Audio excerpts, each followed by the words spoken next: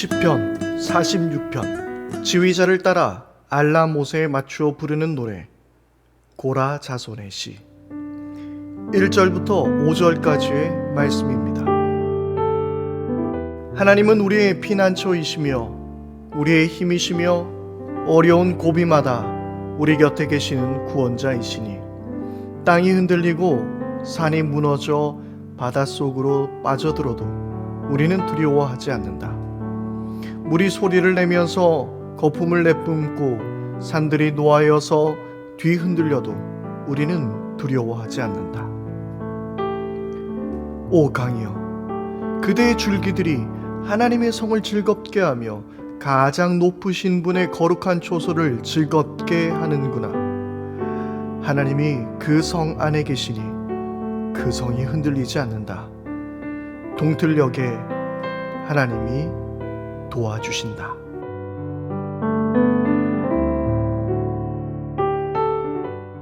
할렐루야, 우리의 구원과 소망이 되어주시는 우리 하나님의 이름을 찬양합니다. 안녕하세요, 제주경 목사입니다. 오늘 하루도 하나님께서 주시는 은총과 평강이 여러분들의 모든 삶 가운데 함께하기를 바라고 오늘도 건강한 또 하루를 보낼 수 있게 되기를 축복합니다. 오늘 우리가 읽은 시편 46편은 루터의 시로 또 많이 알려져 있는 시이기도 합니다. 종교개혁의 그 어려운 상황 가운데서 그 많은 핍박과 그리고 고통 가운데서 그는 하나님을 참으로 의지해야 함을 고백하며 하나님이 그의 인생의 피난처가 되어 주심을 고백하면서 특별히 이 시의 배경으로 그래서 내주는 강한 성이요라는 찬송이 만들어지기도 했습니다. 그러므로 오늘 시편 46편을 읽은 우리들은 지금 코로나19의 위기를 살아가면서 우리가 어떻게 하나님을 의지하는 것인지, 또 하나님을 의지하게 될 때 하나님은 우리를 어떻게 도와주실 수 있는지 우리가 그런 생각들을 깊이 해볼 수 있습니다. 먼저 1절을 우리가 함께 살펴보겠습니다. 하나님은 우리의 피난처이시며 우리의 힘이시며 어려운 고비마다 우리 곁에 계시는 구원자이시니. 1절의 말씀을 우리가 들여다보면 하나님은 우리의 피난처가 되어주신다라고 말하고 있습니다. 그런데 그 피난처가 되어주신다라는 말에는 그 뒤에 말씀 어려운 고비마다 우리 곁에 계시는 구원자가 되어주셨다라는 것이죠. 그러니까 이것은 과거의 경험을 지금 현재의 고백으로 이어가게 되는 것이죠. 어려운 고비마다 그분께서 우리에게 구원자가 되어주셨기 때문에 그분은 우리의 피난처이십니다 라고 고백할 수 있는 것입니다. 여러분, 우리의 지난 날들을 늘 우리가 생각해 보게 되기를 바랍니다. 어렵고 힘든 시간들이 있었고 외롭고 슬플 때도 있었지만 그러나 오늘 감사한 시간을 보낼 수 있는 것은 하나님의 은혜였고, 그리고 지금껏 우리가 하나님을 알고 하나님을 또한 예배할 수 있는 것도 하나님께서 우리를 지키시고 인도해 주셨기 때문인 것이지요. 무엇보다도 우리는 늘 생각해야 하는 과거, 지나간 시간은 바로 우리가 직접 눈으로 보지는 않았지만 믿음으로 우리는 고백하고 있죠. 바로 십자가 위에서 죽으신 예수 그리스도. 우리가 그분을 기억하게 될 때에 바로 하나님께서는 분명히 우리를 구원해 주시고 우리를 인도하여 주시는 피난처가 되어 주신다라고 우리는 고백할 수 있는 것입니다. 이스라엘 백성들에게는 아마 홍해의 기억을 하고 있을 것입니다. 그리고 위기의 때마다 이스라엘 백성을 구원하신 그 하나님의 역사를 아마 기억하며 이 시편의 기자는 그렇게 기록했을 것 같습니다. 그러나 우리는 바로 우리를 위해서 십자가 지시고 못 박혀 죽으신 예수 그리스도를 우리는 깊이 생각해야 하는 것이지요. 그리고 오늘 말씀 5절을 한번 살펴보겠습니다. 하나님이 그 성 안에 계시니 그 성이 흔들리지 않는다. 동틀녘에 하나님이 도와주신다. 하나님은 그 성 안에 계셔서 그래서 그 성은 흔들리지 않는다라고 시편의 기자는 이야기하고 있습니다. 바로 그 성이 안전할 수 있는 이유는 하나님이 그곳에 함께 하시기 때문이었습니다.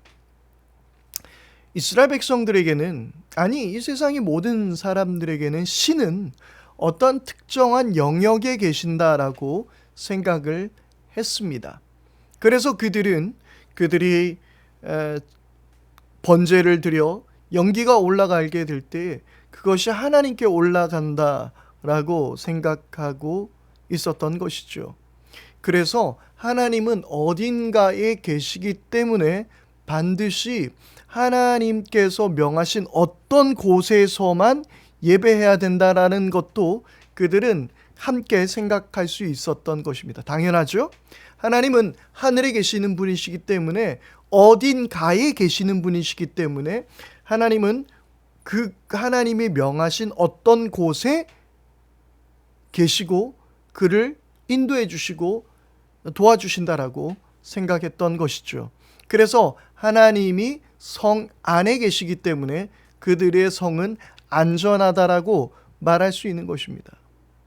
그러면 오늘 우리는 어떻게 생각해 봐야 될까요? 특별히 현장 예배, 비대면 예배 이런 것들이 지금 많이 충돌하는 시대를 살고 있지 않습니까? 그런데 우리는 무엇보다 잘 알고 있는 사실은 하나님은 어딘가에 계시는 하나님이 아니라는 사실입니다. 하나님이 과연 하늘에 계신가요? 그분은 초월적인 분이시죠. 하늘 어디, 우주 어느 별에 계시나요? 그렇지 않습니다. 하나님은 바로 어디서나 계시는 분이십니다. 그리고 그분은 임마누엘로 지금도 우리와 함께하여 주시고, 하나님께서는 또한 장차 하나님 나라에 들어가게 될 때에 하나님을 뵙게 될 것입니다. 그러나 하나님은 영이시기에 우리가 하나님을 예배하는 그 자리에서도 우리를 만나 주시는 분이시죠. 그래서 우리는 장소라는 것에 국한될 필요는 분명히 없습니다. 물론 우리 공동체가 함께 모여서 교제하는 것은 매우 우리에게 유익한 일입니다. 반드시 그 신앙생활에 있어서 필요한 부분입니다. 그러나 예배하는 장소가 따로 있다라는 것은, 그것은 우리가 말씀을 잘못 이해하고 있는 것이지요. 여러분, 하나님께서는 그래서 우리와 함께 하십니다. 그래서 우리는 안전합니다. 주님은 우리의 충분한 피난처가 되어 주실 수 있습니다. 최근 그 인터넷이나 어떤 그 매체들을 통해서 아마 그런 이야기들을 들어보셨을 겁니다. 몇몇 문제 있는 목사들이 이런 말을 했습니다. 마스크를 안 해도 하나님께서 지켜주신다. 그러니까 굳이 마스크 쓸 필요 없다. 그냥 나라에서 자꾸 쓰라고 하니까 귀찮아서 그런 소리 듣기 싫어서 쓸 뿐이지 우리는 마스크를 안 써도 하나님이 지켜주신다 라고 주장하는 그런 사람들이 있었습니다. 물론 지금도 아마 그런 분들이 계실 것 같은데요. 그런데 그들에게 그런 주장을 하시는 분들에게 저는 이렇게 물어보고 싶습니다. 그러면 우리가 차를 타게 될 때도 안전벨트를 하지 않아도 하나님이 지켜주십니까? 우리가 신호를 제대로 지키지 않고 교통법규를 제대로 지키지 않더라도 하나님이 지켜주십니까? 최소한의 안전인 것이죠. 우리가 해야 하는, 마땅히 이 세상의 어떤 자연 법칙 안에서 당연히 우리가 해야 하는 일들입니다. 그런 것 가운데서 하나님이 우리를 지켜주신다라고 고백할 수 있는 것이죠. 여러분, 그러나 그럼에도 불구하고 우리는 여러 질병에 노출되게 되고, 그리고 하나님을 열심히 섬기는 분이라 할지라도 병에 걸려서 삶을 달리하시는 분들이 있는가 하면 재정적인 어려움과 그리고 여러 삶의 그런 문제들이 닥쳐올 때가 있습니다.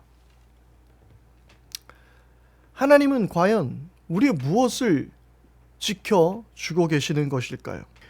우리의 위험? 우리의 경제적인 어려움? 우리의 질병? 그런 것으로 하나님께서 우리를 지켜주실까요? 물론 하나님은 그런 것으로부터도 우리를 지켜주실 줄 믿습니다. 그러나 우리가 반드시 기억해야 할 것은 하나님은 나를 지켜주시는 분이라는 사실을 기억해야 합니다.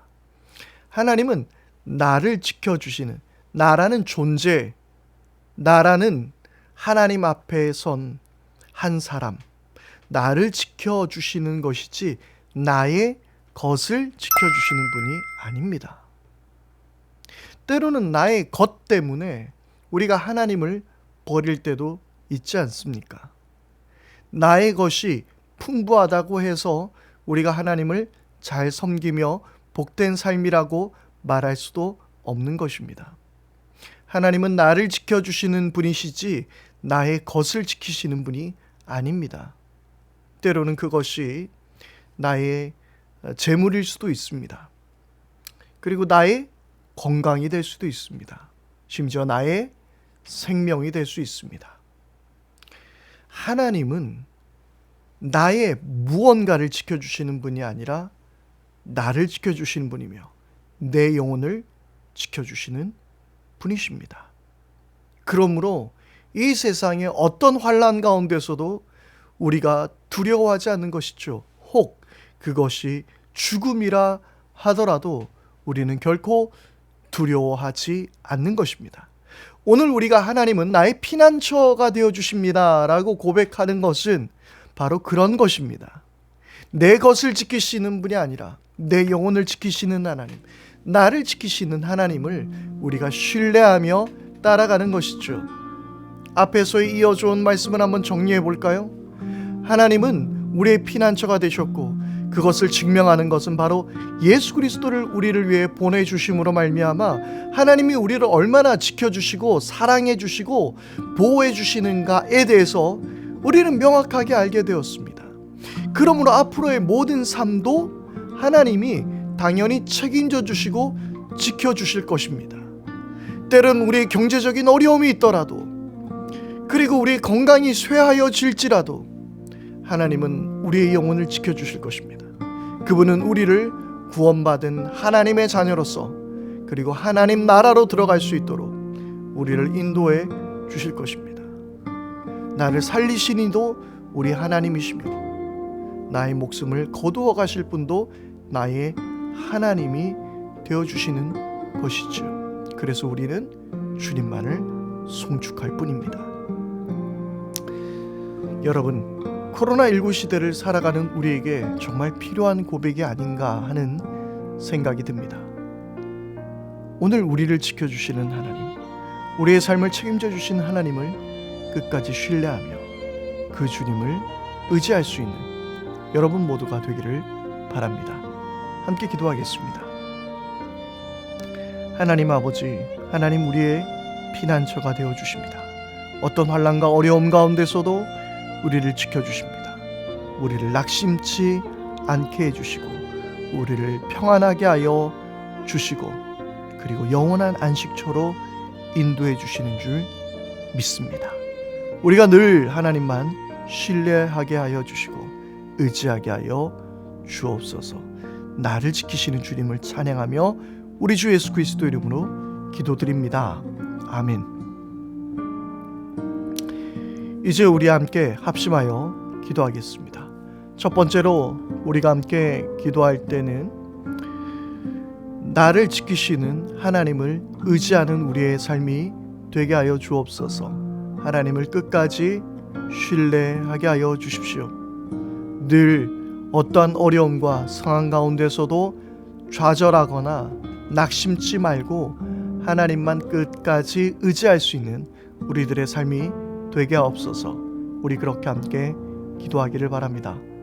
그리고 우리 두 번째로 함께 기도할 때에 하나님, 우리 가정을 지켜주십시오.